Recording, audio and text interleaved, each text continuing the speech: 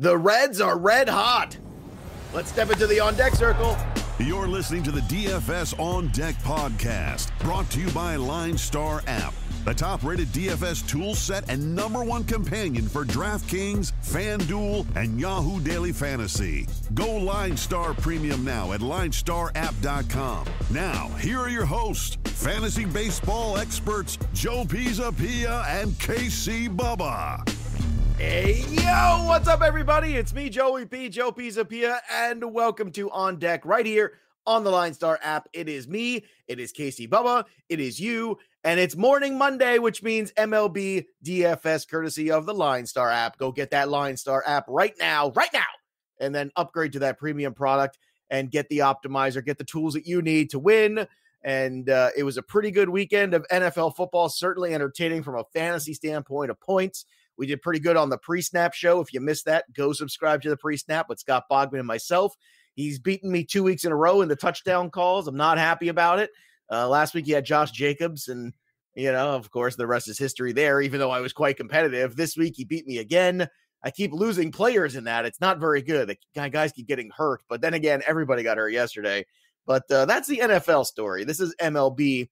And you look around, you got the Yankees in the playoffs, you got the Padres in the playoffs, and don't look now, but we've talked about this, Bubba. The Reds are starting to play good at the right time. They've won 7 of their last 8. That's something to keep an eye on. Yes, it is, and they're doing it with, like, Nick Castellanos still not hitting and some other guys. If they all start hitting the baseball, the pitching's been outstanding. They could be a fun team come playoff time. It's when we get into the 16-team playoff, that opening round is going to be quite entertaining with teams that are always there and teams that maybe shouldn't be there. All right, let's fly around yesterday on Sunday. John Means had a career-high 12 strikeouts as he gets the W there. So if you had John Means yesterday, which I'm sure you didn't because his ERA is still 5 after that outing, which is weird because he was so good last year. But then again, this is 2020. The Red Sox beat the Yankees 10-2. They beat up on David Garcia, Chavis with a couple home runs. So what happened to our boy Garcia? I don't know. It's one of those deals, you know, young pitchers, we say they'll have hiccups from time to time, and he had his hiccup. He's been outstanding, and then the Red Sox just got to him. He couldn't locate. It was just one of those days. Yeah, Dylan Cease had some control issues, and the Reds took advantage of him 7-3 over the White Sox. He had the Indians 7-4 over the Tigers. Carrasco with a W, so he's getting back on track, which is good. Jose Ramirez homered not once, but twice. So once again, Jose Ramirez, good season for him, especially with the power. I feel like, again, we talked about it last week. I feel like he's the guy. He's the guy. He's always expensive, but it seems like he's the guy we talk about. And Lindor is like, yeah, I don't know. It's very frustrating. Scherzer, also frustrating. He lost to the Marlins 2-1. Boy, what a terrible season for the Nats. 19-32. Oh, my goodness. No second half for you boys this year. My goodness. What I didn't see this coming. I got to tell you, Bubba, I thought the Nats were going to really compete for that title with Scherzer and Strasburg and Corbin, but we all know what happened with Strasburg. And then obviously, you know, the offense just hasn't been there either. So very disappointing here for the Nats, wouldn't you say? Yeah, quite disappointing. And Scherzer, it happened to him again for the second straight start where his pitch count was high before he went out. The last inning, nobody warming up, and he just gave him up. It's been really, really rough. We were looking at the stats, third time through the order. It's been a long season for him, third time through the order. So I don't know if it's an age thing or what it is, but it's affected him and the Nats as a whole, like you said, just not getting it done. I think it is an age thing. I think it is. I think it's a wear and tear thing. That's where we're at. So consider that this offseason, you know, where you might look at the Scherzer ERA at 3.67 and say, okay, that's not very Scherzer-like. And there will be a lot of people who will say, well, maybe it's 2020. If you can get somebody to say maybe it's 2020, deal him. That's what I would do. I really would. I don't think he's worth a premium salary anymore. It's just where I'm at. Also, over the weekend, by the way, speaking of premium salaries, Justin Verlander decided he's going to have Tommy John now. So that set everybody back a fair amount. So, yeah, that's going to be fun. But I guess it was a lost season next year anyway for him. So what does it matter, right? Yeah, what's it matter? It's just a lot of money. Kate Upton sitting at home, you know, decisions, tough life. Yeah, I mean, I would definitely just sit at home. Yeah. All right. Atlanta Braves 7-0 over the Mets. Rick Porcello gets the loss. Kyle Wright gets a W. So once again, another pitcher that we're always afraid of, but with good reason because his ERA is nearly 6 after this win. even though he had only one hit in this one. We'll see. we'll see if this is something Kyle Wright can continue to build on. And it's possible he might, and certainly the Braves will need him to. Springer hit inside the park home run as the Astros went 3-2 over the D-backs. Brewers 5-3 over the Royals. Danny Vogelback hit 2 home runs. Unbelievable against the Royals. Lindblom picked up the victory. Keller with the loss in that one. Blue Jays 6-3 over the Phillies, who continue to struggle. That bullpen's really imploded again. So much for Brandon Workman being the the save all of the bullpen. Anybody who thought that was, and it was so funny to me. I don't know if you caught this, but we had it on the show because we get the sound clips and the video clips of the managers. But last week, Joe Girardi was talking about, and Workman's got such a good track record and all these things. And I'm thinking, he's talking about him like he's Mariano Rivera, for God's sakes. Like, this guy's got almost 4 ERA in his career. We're talking about Brandon Workman being this, we don't know what's wrong. We don't know what's wrong. This is who Brandon Workman's been. Sometimes coach speak can definitely go the wrong direction. Joe Girardi is trying to pump his boy up, and this is who he is. It's who they thought they were, and they let him off the hook. All right, Senzatella get the win over the Dodgers 6-3 for the Rockies there, so efficient outing for him. The Giants continue to just pound on runs, 14 runs for the Giants. Unbelievable. What an offensive juggernaut your Giants are. Who would have thought I'd be saying that? So much for, Mike Minor as well. Maybe Mike Minor will be due. No, this is 2020. Jack Flaherty was good, though. Again, it was against the Pirates, but still, we wanted to be good. I mean, 11 strikeouts is 11 strikeouts. So that was the chalk of yesterday. It worked out. God, just a ton of games yesterday. Rangers 7-2. Tehran gets the loss. Cody gets the win. Rosenthal picks up a W as the Padres get into the playoffs 7-4 over the Mariners. And, of course, in the other game of the doubleheader, 15-0 Nationals pile up on the Marlins there at the end, and 4-0 Twins over the Cubbies. Barrios beat Darvish in this one. Kepler homers for the Twinkies there, and Barrios threw 6 shutout innings. So that was yesterday, but today's a new day. Yes, it is. So, Bubba, what's the slate look like today between DK and FanDuel in terms of what we're allowed to play and not? Because I feel like we have to kind of talk about that at the beginning of every show. It's so much fun, Joe, because DraftKings... It's just logistics at this point. Yeah, that's what you got to do. Because DraftKings decided that there's 2 games that start at 6:37 Eastern. There's 2 other games that start at 6:10, but we don't care about those. 6:37 Eastern, they're going to add those. There's an 8-game main DraftKings slate starting at 6:37 Eastern. Everything before that, not on DraftKings. Which is weird. FanDuel, they never start with a 6 in there. No, they never do. And FanDuel, who usually does, didn't tonight. They just have a 6-game main slate starting at 7:10. So go figure. I've gone cross-eyed. So that means basically for everybody out there listening. So you can start at 4:00 on FanDuel today, correct? Yep. If you play all the 6:00 games. Okay. Yep. Well, no, you have to play all day. Yeah, so the 4 extends all the way through. You can't isolate the 4 to the 7. I think there's like a 3-game, like 3 or 4 game early slate. Yes, you can play on FanDuel, but their main slate starts at 7. My goodness. All right. So that being said, are we bothering with any of that on FanDuel, or are we just going to pick things up today with the 7? Is that the best practice, or do you want to include teams like, the Reds and the Brewers and, that game and Savali today and some other pieces that are on the board? Yeah, no, I like to stick to the main slate for the best I can, but the good part about playing the early on FanDuel, you get Yankees in Buffalo. Yeah.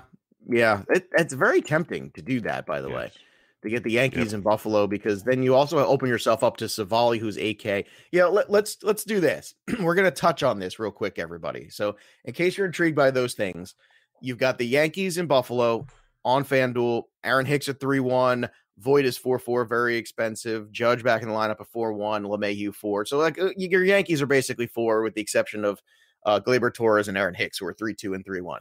You can get Aaron Savali. Brett Gardner, 27. Brett Gardner. Oh, yeah, Brett Gardner, too, yeah. And you've also got Aaron Savali at 8K as well, which is a really good value. Him and Dane Dunning are squaring off. Would you just go to Aaron Savali, and then would you do Dane Dunning maybe in a tournament, kind of change things up there? I could see Dane Dunning in a tournament, or if you want, there's another game at this price point. Zach Wheeler's 9,000 against the Washington Nationals offense. Yeah. Well, I mean, that last game when they scored 14 runs, though, that gives me pause, or 15, whatever it was. But I guess it's the Marlins, so I shouldn't take too much out. You also have Bundy on that day slate at 9.6K which is it's okay. It's not the greatest. Any concern here with Castillo going against Woodruff? Would you stay away from this one? Castillo's 10.2, Woodruff's 8.2. Big chasm there in salary.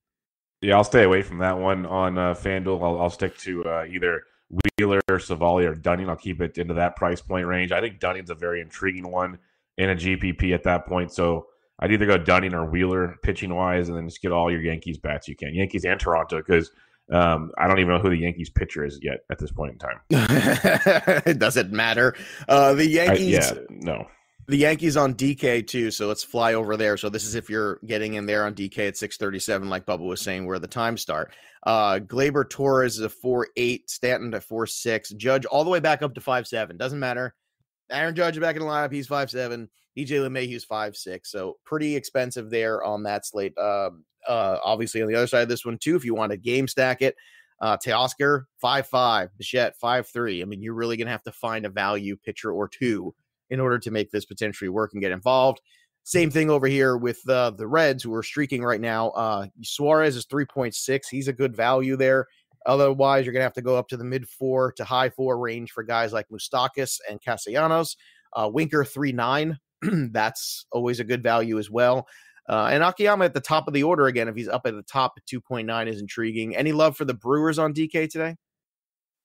Not really. Not their price points for the most part. Like you could go if you're doing tournaments, Vogelbach at 3K. You could always run into one or two like you did on Sunday. Otherwise, it's real risky. Everybody else is pretty pricey. We prefer Braun versus lefties, so it's really tough to get involved in this Brewers Reds game. All right, let's move on to the 7 o'clocks now, and that's enough of that. So 7 o'clock, John Lester 7.9 on FanDuel against JT Brubaker 6.8. Your thoughts on this one here? Basically the same price for these guys on DK. So how would you approach this slate from an offensive standpoint, if at all? Offensively, you could definitely look at it's just the Pirates are so tough, but you got the likes of Brian Hayes has been swinging it really, really well. Affordable on both sides. 33 on FanDuel. You have him at 36 on DraftKings. I don't mind going that direction. Osuna is a super punt if you're playing tournaments and you just want to value. He can hit lefties well, but I don't really want to go too offensive in this one. I don't mind Brubaker as an SP2 on DraftKings. All right, next one on the board here. The Miami Marlins against the Braves. Oscar Yanoa. You know him. We all know him. Atlanta Braves against Trevor Rogers of the Miami Marlins. Jesus Aguilar on DK is just 3.8, which I thought was a nice price. Of course, Marte is very expensive at 5.6. Cooper's 3.7. Same old. You get the same cheap guys. Chisholm's down at 3K. Alfaro at 3.7. Over on the Brave side of things on DK, Duvall's price has gone up considerably over the last week, so now it's up to 4.8. So that makes him, a little bit different in terms of use, but is a matchup against a lefty today, so keep that in mind. Albies has moved up in price as well, 5.5. Over on the FanDuel side, a little different tail of the tape here in terms of the Braves. You've got Duvall at 3.2, much more affordable. Albies all the way up to 3.9 though. But still value over there in the Marlins. Marte is still 3.2. Aguilar's just 3.1. Matt Joyce in the middle of this order is 2.4, and Anderson is 3K along with Cooper at 3.2. So would you get involved in this one offensively today? Yeah, I don't mind the Marlins at all because their price point's great. Garrett Cooper is on fire. I like him quite a bit. 37 on DK, you mentioned, 31 or 32 on FanDuel. I like them both. You can pair him with the Marte, like you mentioned, at 32. If Miguel Rojas is leading off, that's a good value on both sides. He's been getting on stealing bases, 32 on FanDuel and 44 on DK. Is a little steep for Rojas, but I don't mind a mini stack. I wouldn't go all in on this game, but there is definitely appeal against Yanoa. This is a much more FanDuel friendly game than a DK game, just from the pricing in both sides of this game. So, I mean, just looking at it, you really got to pay for some of the Braves, and then the best pieces of the Marlins are expensive, whereas on FanDuel, it's a much easier get. I mean, you could basically kind of stay in the 3.2 average and get everything you want in this game, which is terrific. And I think you're going to get some runs in this game. So I'm actually involved in this one. Pete Fairbanks, 5.5K, which I'm pretty sure he's some sort of, he's the heir of some sort of, I don't know, chocolate bar company or something. Peter Fairbanks. I mean, it's just, Fairbanks sounds like a country club name too. He's another one of these country club Definitely. names. I like that. Against Jacob deGrom, 11.5. Hopefully his hamstring won't spasm anymore. God, last week that was brutal. He's actually cheaper on DK, which is fun. He's 10.5 on there. So do you go back to the well here? Do you think people in terms of roster percentage will be down a little bit on him going into tonight because of last week? I can see that being the case. I can see it being the case, but there's also no other aces on this slate. So I can see him being popular. It's hard not to go back to him when he's healthy. You got to trust that he's okay. So, yeah, give me Jacob deGrom at 10-5 on DK, 11-5 on FanDuel. I'll try to build around that. Yeah, Mets offense, once again, on DK, you're talking about mid-4 range for most of these guys. The only values there are McNeil at 3.5 and Andres Jimenez at 3.5. That's pretty much the only deal you're getting. Now on FanDuel, a little bit different of a story. McNeil is also a value there, 3.2. Jimenez just 2.5. I like that he's just gone with him and, he's getting more playing time. I like that. I think the kids played really hard. 2.9 for JD Davis is a good value also. If you want to get involved with the lefties in the middle of the order, 3.6 for Smith, 3.4 for Cano, and of course 3.4 for Michael Conforto and Nimmo, 3.3 at the top. So once again, FanDuel a little bit easier to make this work, even though Jacob deGrom very expensive. I mean, just getting a guy like Jimenez in that lineup too at 2.5 so far, that's the first real guy with a 2 in front of his price that we've been super excited about, except for, has anybody else? I'm trying to look around here. Brett Gardner's the only one I like, and I know I mentioned him a few times, but he's put up double digits. Do you like Brett Gardner? What about Brett Gardner? He's playing really well. It's Monday morning, and the Gardner's waking us up, so it's happening. Hey, Bubba. Yeah, yes. You like Brett Gardner? Just a little bit, Joe. You heard of Brett Gardner, this guy that likes to bang the roof of the dugout with his bat. It's a cool look for him. So, yeah, Brett Gardner. All right, so if you don't want to pay all the way up for deGrom, Adam Wainwright's been a guy who's pitched pretty well most of the year. He is $1,000 cheaper than deGrom on DK. He's just 9.5. He's going against Carlos Hernandez and the Royals, so it's a good matchup for him. He is 9.5 on FanDuel as well, which is, again, one of those fun oddities that happens sometimes. I can see this being a decent cash game pivot to deGrom if you don't want to spend all the way up, if you want to get a little bit more offense. I don't hate this at all. I would still rather go deGrom just because he's also got a matchup against a kid that I don't know how long he's going to be for this game. Yes, the Mets offense can always be frustrating. Believe me, I understand that. But at the same time, I think that's an interesting way to go. You're also getting some value in this lineup too. Miller 2.9, Goldschmidt 3.6 on FanDuel. Some good pricing there for them. And DeYoung is 3.1. So the middle of this Cardinals order with Wainwright is not bad tonight, Bob. Yeah, it's not bad at all. I love the Wainwright call for a cash game play, especially. Do you like it as much as Gardner? Maybe not so much. Maybe not. Gardner, we're going to talk about him later. But, he better be your home run call. That's all I'm saying. No, I'm not that crazy, Joe. Come on. Sunday of football gets to you in the morning. It totally does. Totally does. Tommy Edman at $2,900 hitting towards the top of the Cardinals order is also a nice value. And if you're not playing Wainwright, Mondesi's still only 28 on FanDuel. I think that's still a nice little play. How is that possible? What is happening FanDuel's just they sleep on certain guys, and it just blows my mind. At least DraftKings, it takes him a few days, but he's up to 46, which makes you at least think a little bit. 28 in FanDuel is just you almost plug and play. I don't get that. I mean, he is an absolute the pairing of him and deGrom tonight. I mean, That's just automatic. It's automatic. You start the lineup that way. There's a $2,000 guy that I like better than Jimenez at least. All right. That's fair. That's fair. I mean, hey, look, the other guys in this lineup too. If you want to go against Wainwright a little bit, you are getting some value here. Michael Franco's 2.9 is another guy under 3K. So, I think the Cardinals is definitely a way to get different tonight, and it's a responsible way to do it. Sometimes we talk about different for the sake of being different being a bad idea, because it usually is, but this is different in the sake of responsible different. And I think that they're, hedging your bet a little bit with the Mets offense, who tends to not realize that Jacob deGrom is on the mound sometimes. Or maybe they do, and they just feel like that's their night off. I don't know. All I know is it's a long 3 years for that poor guy. He could barely get W's. All right, Lance McCullers, 8.7 over on FanDuel against Marco Gonzalez, the lefty, at 8.5. On DK, 8.3 versus 7.6 for Gonzalez. Are you interested in McCullers tonight, especially on the two-pitcher site? That seems like a pretty responsible situation. Plus, you're getting a lot of strikeouts in the Mariners lineup without a doubt. I know Marco Gonzalez sometimes can kind of throw a wrench in things. Is that a concern for you tonight? Is Marco Gonzalez the guy you go to? Because if you're going to get strange, get real strange. Or do you go with McCullers and take the strikeouts? Two things. McCullers, people can say I'm crazy just for doing it, but I do not play him on the road. Just go like it's legit horrific home road splits this year to a line. So I'm just gonna stay away from that, see where that goes. I do like Marco Gonzalez though, especially as an SP2. Very steady floor outside of like 2 starts this year. The strikeouts have been there. 6 of 9 starts. He's been very, very good and very consistent. Eats up innings, gets you quality starts. I think he's a very sneaky upside play tonight against an Astros offense just really has not clicked all season long.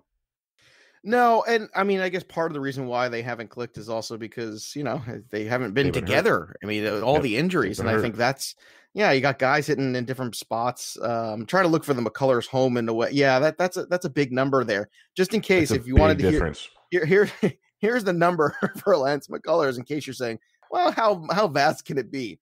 5 starts at home. He is 3-0 with a 1.42 ERA. And 4 starts on the road. He is 0-2 with a 13.5 ERA. Just a bit of a difference there. Just a bit. That's about a 12 difference. That is a big difference. That's enough for me to consider Marco Gonzalez tonight. It really is. Anything can happen. Anything can happen. It's baseball, but just it stands out pretty big there. It does. And I think I'm glad that we kind of talked about it as a trap because it felt like a trap, but I'm always tempted when I see McCullers and the Mariners because I'm looking at strikeout potential. But on the other hand, Marco Gonzalez, and you know what? Marco Gonzalez is at 7.6 is a really nice pairing with DeGrom, who's super expensive. So bingo. There's a nice way to kind of save a little bit there, marginalize the pitcher salaries. Or be different and go Marco and Wainwright, which is like no one's going to do. And then you can get as chalky as you want with the bats.